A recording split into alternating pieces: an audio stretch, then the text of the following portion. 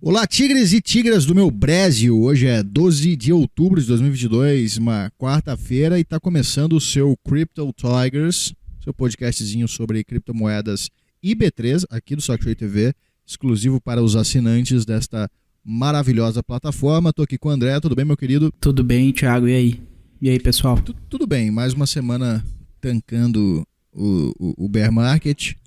Sem muita esperança. Eu acho que é assim que se leva nas costas um bear market, que é o meu primeiro, inclusive.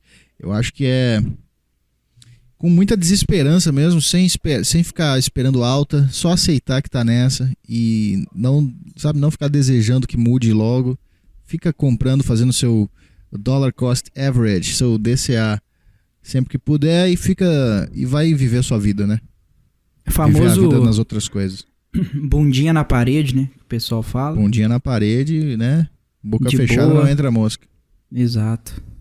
Eu também nunca tinha vivido um bear market, velho. Primeira vez. E a gente, nesse período que só tinha ganho, né? A gente deu pra aprender algumas coisas e deu pra realizar um lucro, pelo menos pra gente fazer um caixa e comprar na baixa, né? E toda vez que a gente tiver um dinheirinho, mete lá e boa.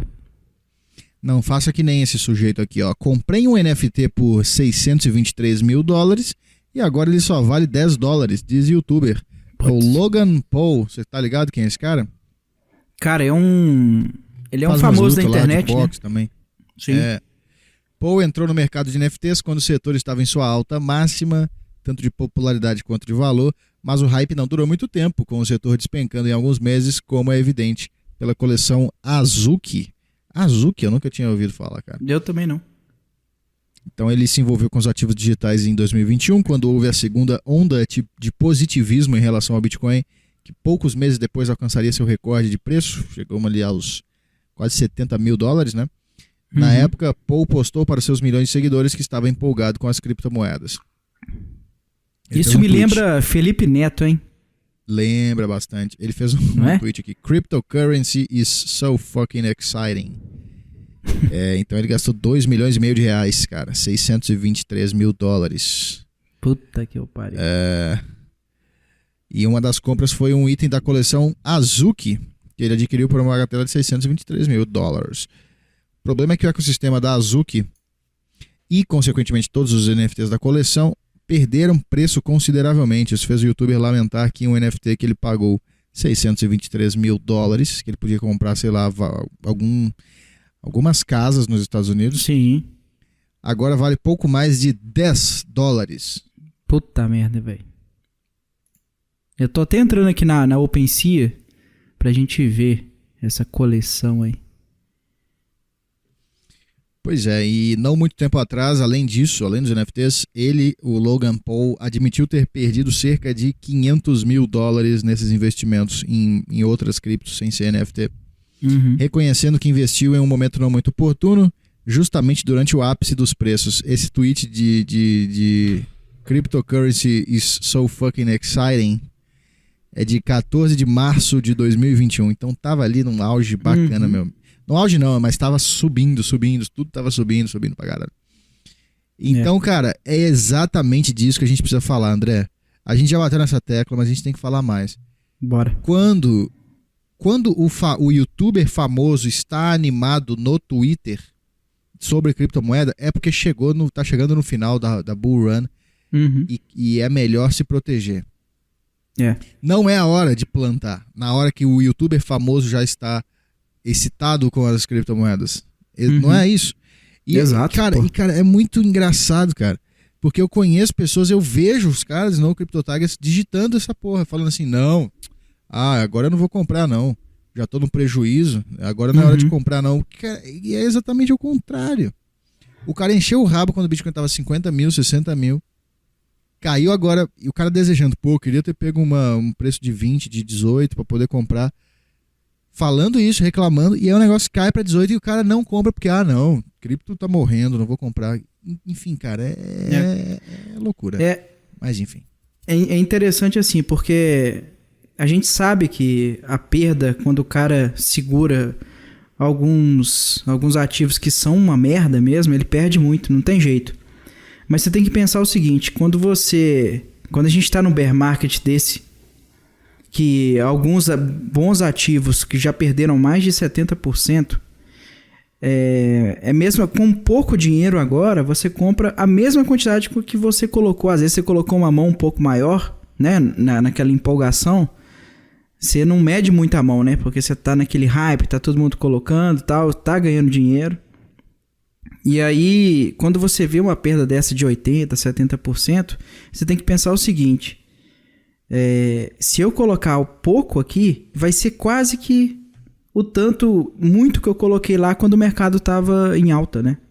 Uhum. Então, com pouquinho você consegue fazer muito aqui, cara. Então, é por isso que a gente fala tanto aqui na questão do DCA, que com pouquinho, lá no final, daqui a alguns anos, a gente vai ter um bom retorno sobre isso.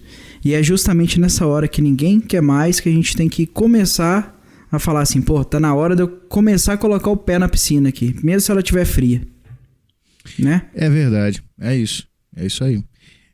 Enfim, cara, temos notícias, como sempre, ultimamente, né, ruins, notícias Sim. filhas da puta, que vão dar uma desanimada. E vamos lá, vamos tancar mais um programa, só lendo merda.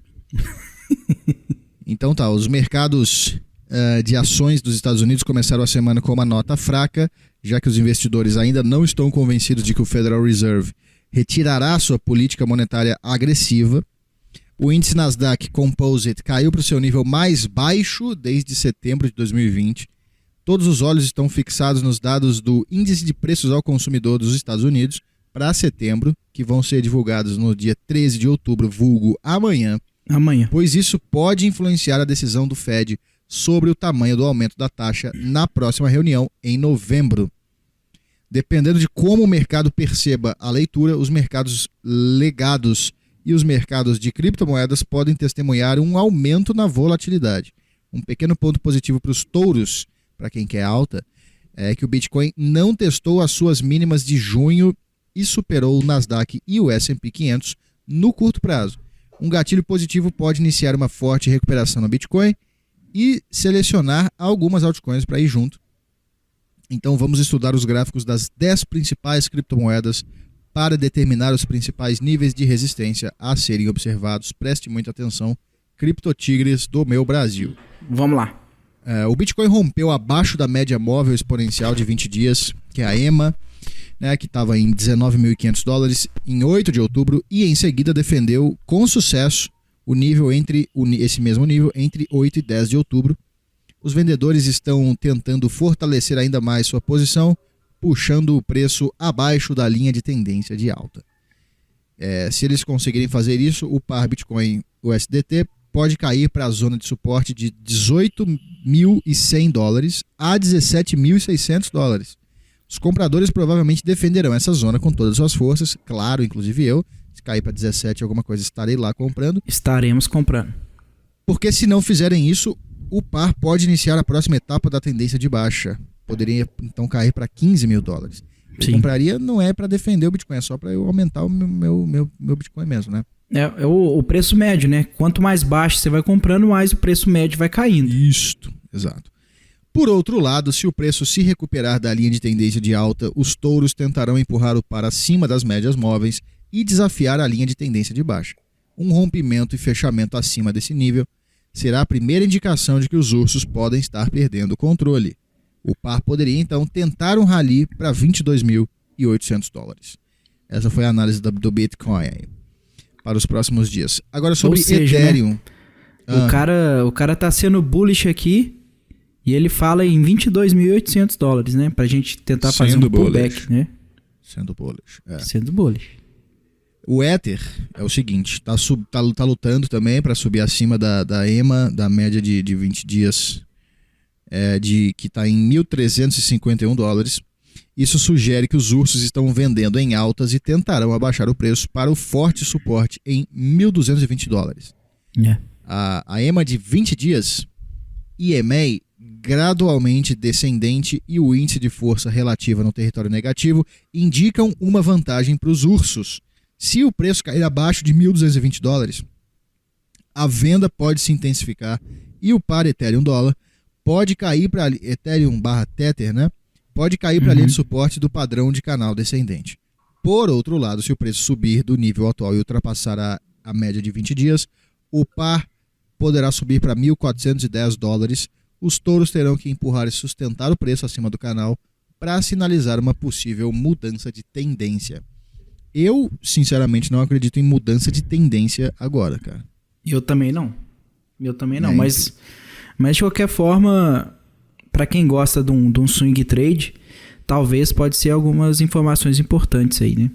Pra quem quiser colocar mais um pouquinho agora, imaginando que o mercado vai dar um pullback de volta aí, mas a situação não tá boa, né? Essa análise ainda fala sobre BNB, sobre XRP, ainda fala também sobre ADA, que é o que nós vamos ver agora. Então a Cardano, a ADA que está nesse momento a R$2,40, né, 40 centavos.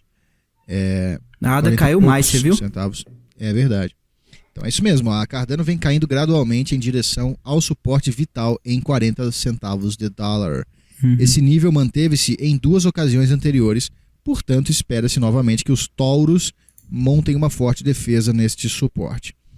É uma boa região de compra, já que foi defendida 2 vezes, defendida assim com exatidão, quando bateu esse valor. Então assim, qualquer recuperação provavelmente enfrentará vendas na média de 20 dias aos $43 e novamente na média móvel simples de 50 dias de 45 centavos de dólar. Falei $43, é 43 centavos de dólar. Os touros terão que eliminar essa resistência só para exemplificar caso alguém não esteja entendendo. Touros são as pessoas que estão apostando na alta. E ursos, o contrário, né? Apostando na baixa. Isso. Os touros terão que eliminar essa resistência para indicar o início de uma possível recuperação sustentada. O par poderia, então, subir para a linha de tendência de baixa. O quê? Então tá. Em vez disso, se o preço quebrar abaixo do suporte em 40 centavos de dólar, isso sinalizará a retomada da tendência de baixa. Tá, o último parágrafo estava errado. Então a última frase é: o par então, né, caso os touros consigam eliminar essa resistência de 45 centavos, o par vai retomar então uma tendência de alta. Agora, se em vez disso o preço quebrar abaixo do suporte, que é esses 40 centavos de dólar, aí fudeu. Porque já quebrou, tá? Já, tô vendo, né? Aqui agora. Já tá na casa dos 30? Então, tá no caso 38. 38. Então, falou aqui, se perdesse 40 centavos, o par ADA, o SDT, poderia então cair para o forte suporte de 33 cents de dólar, onde então a compra provavelmente surgirá. E não vai ser provavelmente exatamente em 33, porque sempre os touros tentam se antecipar, né? Então se todo mundo vai comprar 33, se é o previsto, né, que é o próximo suporte, quando der 34, 35, os caras já vão estar comprando para tentar se antecipar aí antes da galera, e aí acho que provavelmente nem chega a 33, como tá previsto aqui, né?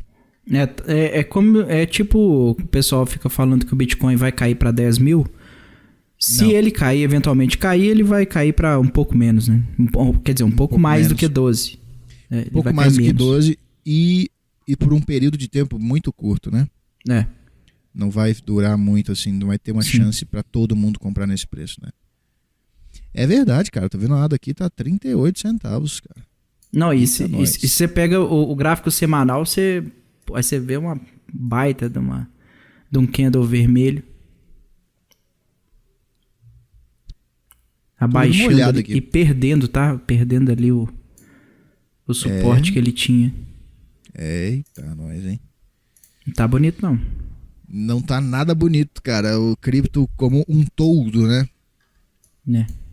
O que não tá nada bonito também é a nossa próxima notícia, André. Você tá sabendo disso aí, da Binance? Deixa eu ver. Binance pausa saques e depósitos na rede BNB após hack de 3,7 bilhões de reais. Mas de novo? Nem a Binance, nem o CEO, o China lá, falaram sobre o assunto ainda. Mas os usuários estão começando a se perguntar se seus fundos estão seguros. Essa notícia é um pouco antiga. Não, sim, é aquela de... Nossa, é verdade. Eu fiquei sabendo disso. Da semana passada isso aqui, não? Não, já era de quinta-feira, então a gente já não tinha feito, a gente já tinha feito o programa da semana passada. Então na noite da quinta-feira passada começaram a surgir os rumores de que a rede BNB foi hackeada. A BNB Chain, né, a rede blockchain da Binance que compete com o Ethereum. A Binance é a maior corretora de cripto e o token BNB nativo da rede, né, é a quinta maior criptomoeda por capitalização de mercado, 46 bi, atrás apenas de USDC, USDT Tether, Ethereum e Bitcoin. Então, tirando Ethereum e Bitcoin, USDC e USDT, é BNB que vem depois. Uma baita importância no mercado, né? Sim, gigante. Com o rumor de hack, a Binance anunciou a paralisação da rede BNB, resultando em saques e depósitos travados e clientes irritados. Deve ter muito reclame aqui agora. Então, 1 milhão de tokens BNB foram movimentados, além de 389 milhões de VBNB e 28 milhões de BUSD. Puta que pariu. De acordo com especialistas de segurança que monitoram transferências suspeitas nas blockchains mais populares, pelo menos 718 milhões de dólares, caralho, 718 milhões de dólares, cara, foram transferidos para o endereço suspeito, cerca de 3,7 bi. O endereço que recebeu os tokens, identificado como Fake Phishing 290, realizou cerca de 133 transações milionárias em menos de uma hora, acendendo um alerta na comunidade de criptomoedas. Deve ter separado essa grana em várias carteiras, né, cara? Depois dessas 133 aí que ele mandou, imagina quanto que cada uma também não fez para separar e ficar mais difícil de recuperar, enfim. O cara que consegue fazer um hack dessa magnitude, com certeza o cara já estava preparado para tentar esconder o máximo aí, né? Esse roubo. Pois é, vamos ver o que aconteceu com o BNB Coin aqui. Cara, isso é muito curioso porque não houve queda do BNB, cara. O BNB ainda tá valendo ali 274 dólares. Claro que, né, teve uma quedinha nos últimos dias aí, desde a quinta-feira teve uma quedinha. Desde o dia desse exploit, desse hack, teve uma queda, mas não é tão grande quanto, por exemplo, lá em 19 de setembro, que caiu para 257, lá em junho, que caiu para 200 dólares. Pô, foi bom esse julho aqui, 200 dólares, hein? Quem comprou aqui, porra, bom preço. Deu uma alfinetada bonita, né, velho, para baixo. Enfim, mas assim, para ter 2 milhões de BNB, né, 2 milhões de tokens BNB, roubados, o que valem aí, sei lá, bilhões de reais, e não ter mudança no preço, achei meio esquisito, mas tudo bem. Ou seja, né, é um ponto que a gente pode analisar pensando o seguinte: talvez a galera que investe nem tá ligado nisso que tá acontecendo, né? Aí ela só deixa. Pois é. Porque não tem porquê, cara. A movimentação de dinheiro foi absurda, né? Exato. E aí dá uma abalada em nós que usamos Binance, né? Dá. Será que vai dar merda? Se eu não me engano, foi alguns vídeos que eu vi falando sobre isso, foi numa bridge. E lá que eles conseguiram fazer esse hack. A bridge é quando você pega de uma blockchain e passa para outra, né? Então, eu acho que o ponto de fraqueza desse protocolo foi... Os caras pegaram exatamente nesse ponto aí. É muita grana, cara. Muita grana. Deixa a gente até assustado, né, cara? É muito dinheiro, bicho, que roda nessa porra aí, né? Enfim, temos algumas notícias sobre a mineração que está sendo bem ameaçada ultimamente, tanto pela mudança lá do Ethereum para Proof of Stake, quanto pela dificultação, não sei, que os governos estão impondo aí para os mineradores de Bitcoin. Tem aqui uma notícia legal: a empresa usa decomposição orgânica, vulgo merda, na geração de energia e fatura R$42 mil por mês com mineração de Bitcoin. Ao todo, 53 máquinas de mineração são alimentadas por energia elétrica originária da decomposição anaeróbica de resíduos orgânicos na Irlanda do Norte. Que isso? Bosta, né? Vamos ver. Localizado na Irlanda do Norte, o condado de Armagh é conhecido por suas terras férteis para o crescimento das macieiras, tanto que o local também é conhecido como Orchard County, Condado Pomar, na tradução em português. Mas em tempos de criptomoedas, a fertilidade do local também está favorecendo o crescimento de brotos de Bitcoin. Isso porque em uma fazenda pitoresca de Armagh, 35 máquinas de mineração de Bitcoin de última geração são alimentadas atualmente pela energia elétrica excedente vinda de digestores anaeróbicos de resíduos orgânicos existentes no local. Que bizarro. Que a fonte energética não consegue vender para a rede local e que sobra e que usa para ligar esses computadores. Que legal, cara. Segundo a publicação, por trás da iniciativa está o bitcoiner Mark Morton, um jovem que transpira entusiasmo pela criptomoeda.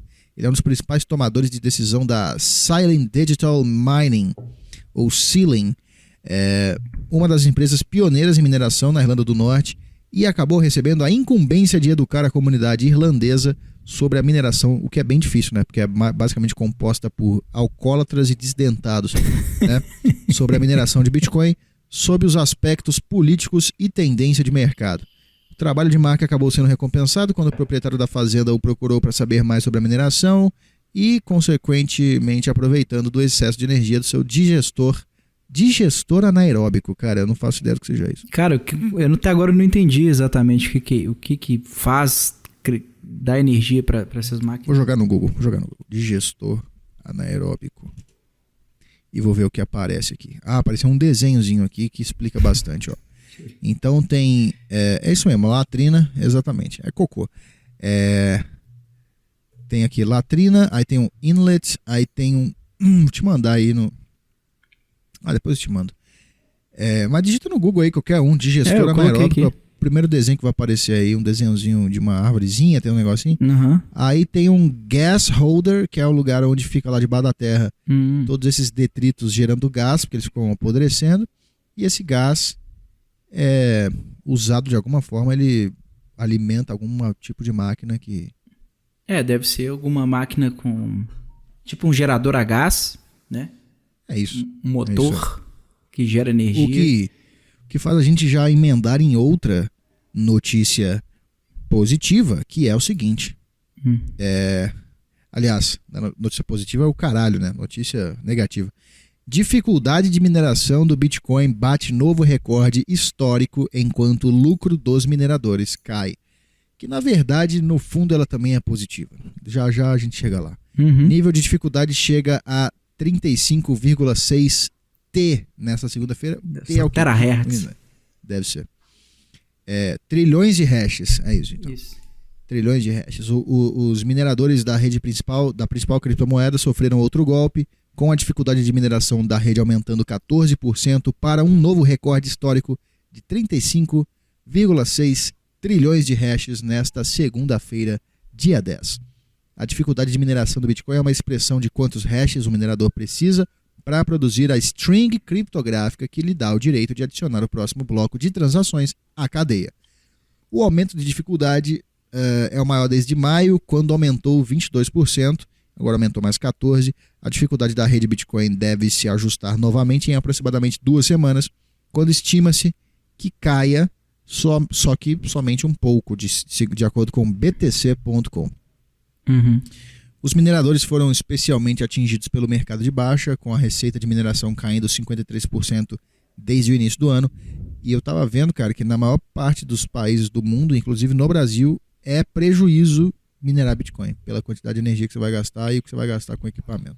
Geralmente geralmente os lugares que o pessoal escolhe para minerar Bitcoin ou tem uma oportunidade de reciclagem, né, de energia para, sei lá, tira aquelas empresas que soltam aquele gás, sabe? Aquelas, tipo uma chaminé que fica soltando aquele gás.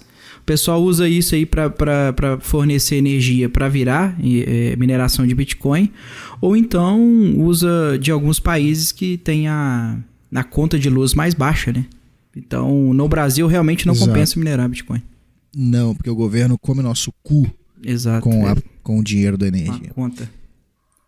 Então, veja bem, ó, no momento da redação deste artigo, o preço do Bitcoin estava sendo negociado a $19.400. Enquanto isso, a receita média dos mineradores em 30 dias caiu para cerca de $19 milhões, de acordo com o blockchain.com. Isso é menor que no ano passado. receita média dos mineradores em 30 dias, de todos os mineradores, né? Suponho, óbvio, né? 19 milhões de dólares. Isso é menor que do ano passado, durante a repressão da China aos mineradores, quando cerca de 90% das operações de mineração de Bitcoin no país foram encerradas. Ou seja, a gente está pior do que nessa época aí da China. Para contextualizar, a dificuldade de mineração da rede Bitcoin atingiu um pico de 25 trilhões de terahashes, né? Ou só um T, né? 25T no ano passado, antes de cair para 14T, após a repressão aos mineradores da China. Quando isso aconteceu, o hash rate de alguns dos maiores pools de mineração de Bitcoin na China caiu até 37%. Desde então, a dificuldade vem aumentando constantemente em 2022, chegando a 31T em maio, antes que a turbulência decorrente do colapso do Terra USD e seu token de governança Luna atingisse o mercado. E aí, mineradores de Bitcoin sentem a crise. Na semana passada, a Argo Blockchain, que em julho vendeu 15,6 milhões de dólares em suas reservas de Bitcoin, anunciou planos para fortalecer seu balanço patrimonial. Na época, um relatório da empresa de análise de blockchain Arcane Research mostrou que os mineradores públicos venderam mais Bitcoin do que mineraram no mês de junho. Ou seja, nego tá no vermelho. Tá tendo que rebolar. Tá tendo que vender. Mas que Argo é essa, cara? Você conhece essa blockchain? Não, conheço Ergo. Eu tô olhando aqui e falei, caralho, será que não é Ergo? Não é um erro aqui da matéria, talvez seja. Pois é, né? Então, ainda falando aqui de Bitcoin, um bug congelou Bitcoins dentro da Lightning Network por horas. E isso nunca é bom, né? Isso aí é foda, tá? Isso sempre dá aquela desconfiança, dá uma desanimada, enfim. No final do domingo, dia 9, pesquisadores descobriram um bug crítico de validação no LND, na Lightning Network, uma implementação popular da Lightning Network, né, que é esse LND, especificamente a implementação completa do node de Bitcoin do LND, que é BTCD, teve um bug em sua implementação do Taproot. BTCD é uma implementação completa de node para Bitcoin que é popular entre os usuários da Lightning Network. O bug afeta as versões LND 0.15.1 e anteriores. O LND pediu para que todos os seus usuários o atualizassem para a versão 0.15.2. Ou seja, então, né, se o cara estivesse usando um aplicativo desatualizado, ele correria o risco de ficar preso aí, né? Né? Então, durante a noite de domingo, o desenvolvedor do Bitcoin, Jameson Lopp, recomendou aos operadores de NOS e LND que não fizessem nada até que uma nova versão fosse lançada. E aí, abre aspas, espero que pagamentos e roteamento de pagamentos ainda funcionem. O que não está funcionando é a abertura e fechamento de canais, porque a sincronização da blockchain está travada. E aí aqui estão explicando, né, uma transação multisig de Taproot revelou o bug. Para contextualizar esse número aqui, blá blá blá, essa transação confundiu o método. Então eles estão explicando exatamente como eles descobriram o bug, não é nada interessante. O interessante é a gente saber que houve o bug, né? Que houve o bug, exato. E que eles consertaram, aparentemente. Sim. Logo em seguida.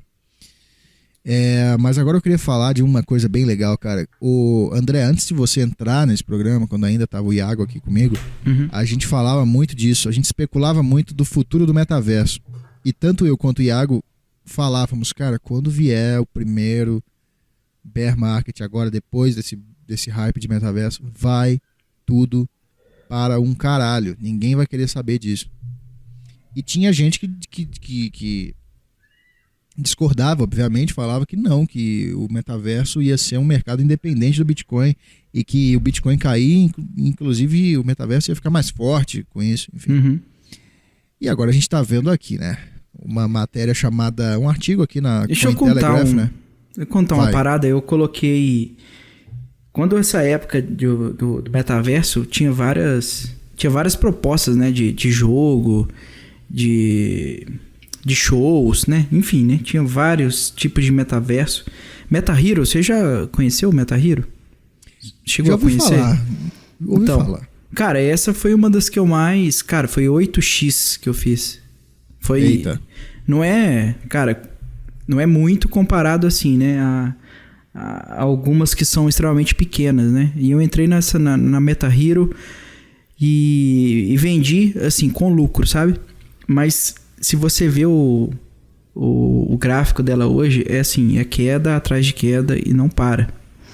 E empolgado com esse fenômeno do metaverso, eu falei assim, por que não, né? Eu vou comprar um óculos, aquele do Meta, sabe? Do Facebook.